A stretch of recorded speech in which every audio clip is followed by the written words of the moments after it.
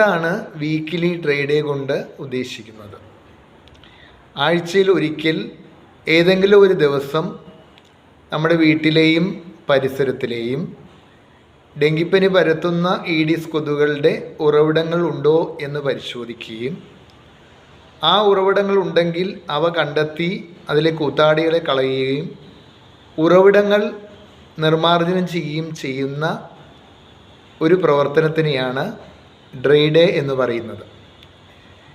ഇത് നമ്മൾ വീട്ടിലും നമ്മുടെ സ്ഥാപനങ്ങളിലും ഒരു കൂട്ടായ്മ പ്രവർത്തനത്തിലൂടെ ചെയ്തു കഴിഞ്ഞാൽ ഈ കൊതുകുകളുടെ വർധനവിനെ നമുക്ക് തടയുവാനും ഡെങ്കിപ്പനിയെ നിയന്ത്രിക്കുവാനും സാധിക്കും.